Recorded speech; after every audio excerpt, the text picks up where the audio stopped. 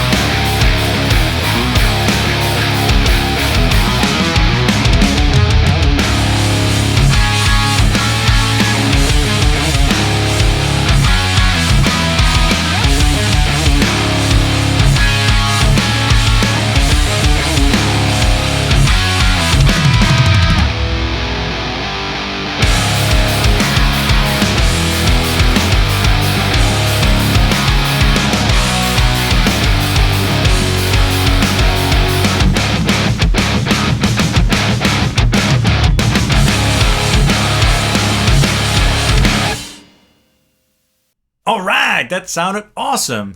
That was my Gibson Les Paul Custom straight into channel 2 of this amplifier and through an OwnHammer cab. And I think the amp sounded awesome there and definitely unique as well. So a while ago I sold my Neural DSP Quad Cortex and I made a video about that and why I was getting a Diezel amplifier instead. And believe it or not, that video caused a little bit of controversy actually. And it got way more views than I was expecting.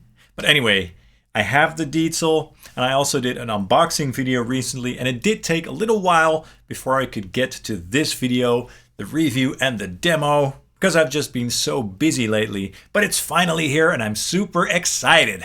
And I hope you guys enjoy this video because I had a lot of fun making this. So the VH2, the stripped down version of the VH4 basically. Not exactly the same as the VH4 supposedly because I don't have a VH4 to compare it with. But the lead channel or channel 2 is a little bit more refined sounding, and channel 1, the clean channel, is a bit more chimey sounding, and supposedly it's based on the Paul amplifier by Diezel. Now, Diezel amps have intrigued me over the years, mainly because of the fact that one of my favorite guitarists, James Hetfield of Metallica, has been using one for a lot of years. And also artists like Adam Jones from Tool, of course, the guys from Weezer, the guys from Muse, and all sorts of great artists use these amplifiers. The Diezel amp sounds that I heard on recordings and also in live performances just really stood out to me, and they seem to have a very unique sound and texture to them. And I really wanted one for myself, basically. And the VH2 was a godsend because it's basically a lot more obtainable than a VH4, for example. It's more affordable. So this amp has 2 channels.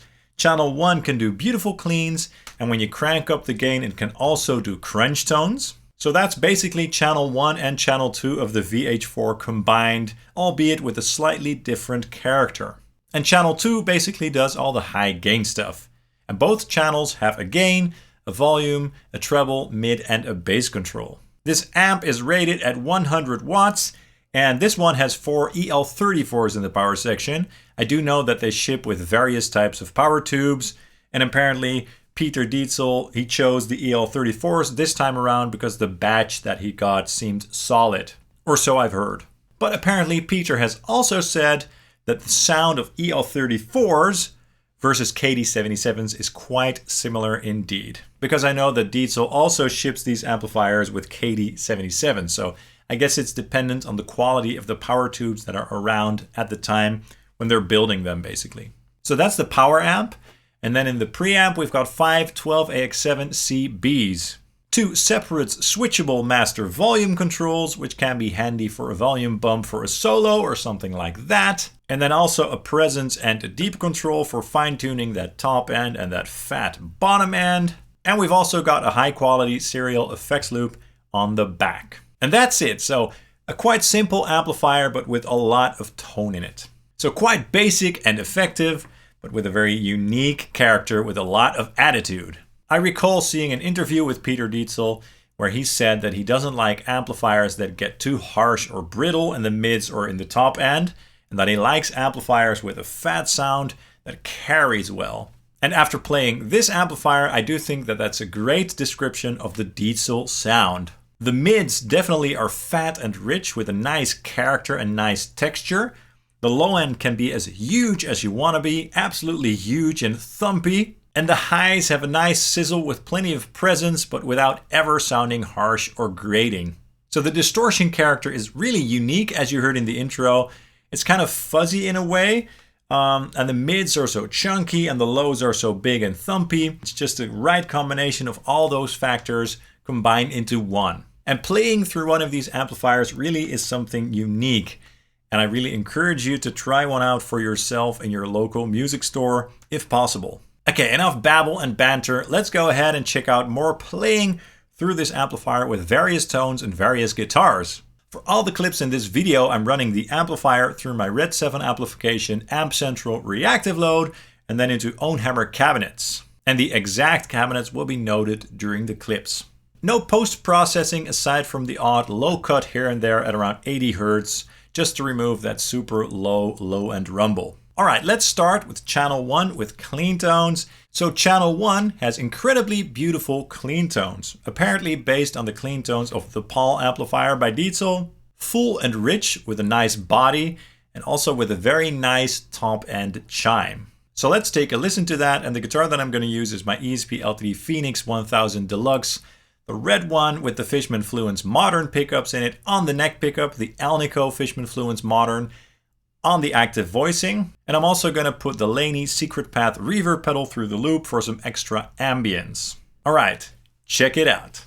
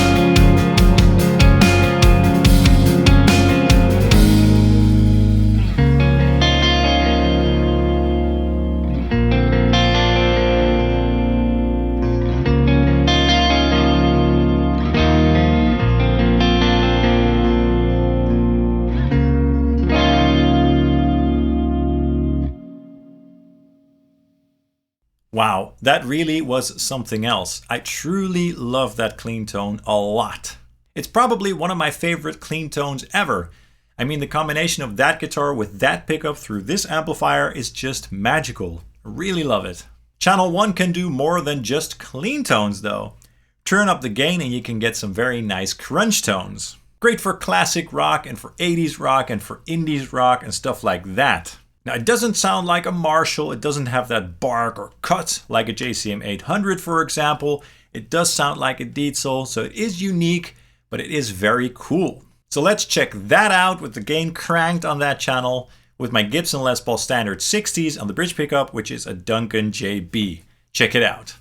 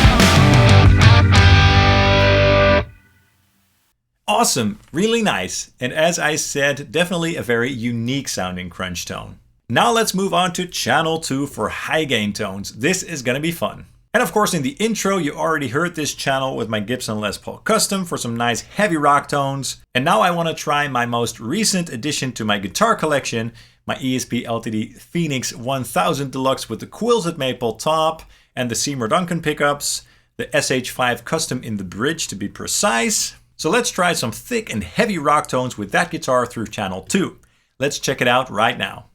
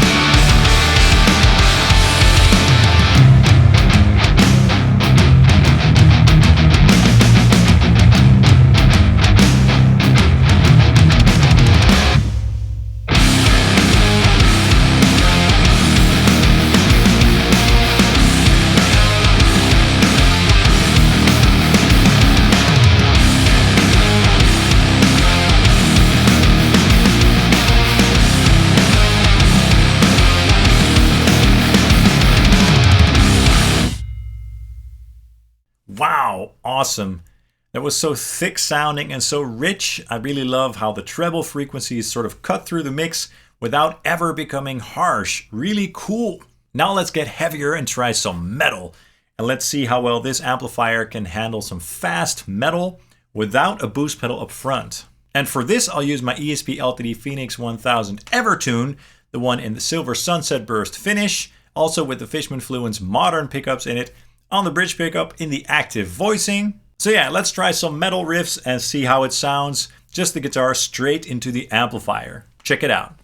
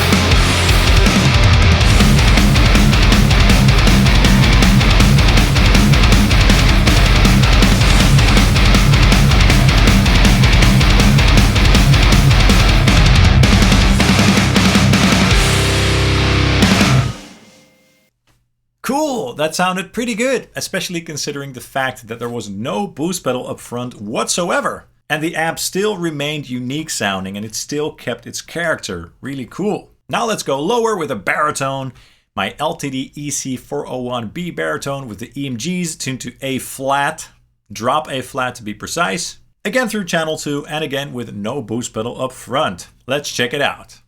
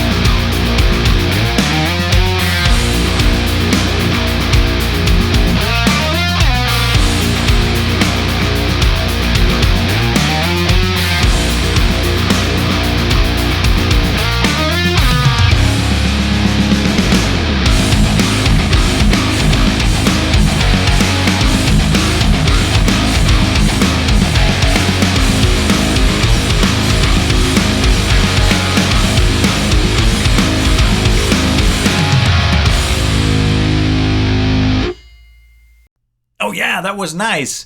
Really thick and thumpy and guttural with a nice amount of sizzle up top. Really cool. So as you can hear, this amplifier sounds really good with baritone guitars, especially when they have EMG pickups in them, in my opinion anyway. This amp just really likes active pickups basically. But now I want to go even lower with an 8-string, my Ibanez M80M Meshuggah 8-string to be precise, again through channel 2, but this time I am going to use a pedal to tighten things up a little bit, and I'm going to use the Pepers Dirty Tree for that purpose, just cutting out some lows, boosting some treble, and pushing the sound into the amplifier so that it's nice and tight, but not too tight because I want to retain that unique character of the amplifier, but just using that pedal to refine the tone slightly. Okay, let's see how it sounds. Here we go.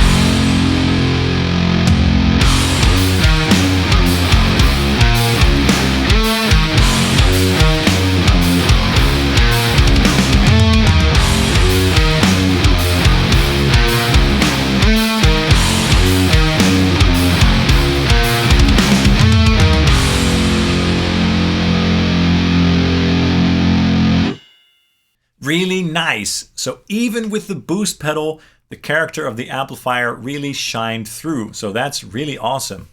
Sometimes when you put boost pedals in front of an amplifier, the sound of the amplifier gets a little bit more generic, a bit more anemic basically, but not with this amplifier. Really cool. So this amplifier really can do a lot, wouldn't you agree? It's really unique sounding, but also very versatile. Now what I'm going to do is loop some riffs with my Les Paul Custom and then tweak all the controls so you guys can hear how the controls react, basically. Let's go ahead and check it out right now.